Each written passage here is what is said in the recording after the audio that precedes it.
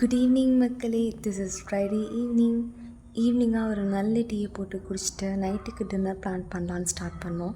So என்ன dinner பண்ணலான்னு plan பண்ணோன்னா சப்பாத்தி அண்ட் மஷ்ரூம் திக்கா. இன்றைக்கி நைட் என் தங்கச்சி ஹாஸ்டல்லேருந்து வீட்டுக்கு வர்றா. அவள் எப்போல்லாம் ஹாஸ்டல்லேருந்து வீட்டுக்கு வராளோ மோஸ்ட்லி அந்த டேஸ்லாம் எங்கள் வீட்டில் சப்பாத்தி அண்ட் மஷ்ரூம் கிரேவி தான் இருக்கும். நான் எப்போவும் மஷ்ரூமை கிரேவியாக தான் பண்ணுவேன். ஸோ இன்றைக்கி புதுசாக திக்கா பண்ணலாம் அப்படின்னு பிளான் பண்ணேன்.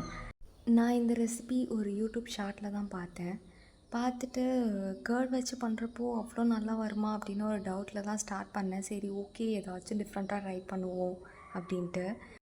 ஆனால் அது அவ்வளோ நல்லா வந்திருந்தது. லுக் வைஸும் சரி அண்ட் சப்பாத்தியோடு வச்சு சாப்பிடும் போதும் சரி ரொம்ப எக்ஸ்ட்ராடினரியாக இருந்தது. உங்களுக்கு நான் இந்த மஷ்ரூம் திக்காவோட லாங் வீடியோ கூட அப்லோட் பண்ணியிருக்கேன். அதோட லிங்க்கை மென்ஷன் பண்ணுறேன். உங்களுக்கு வேணும்னா செக் பண்ணி பாருங்கள். அண்ட் திஸ் மஷ்ரூம் திக்கா ரியலி கோஸ் வெல் வித் நான்.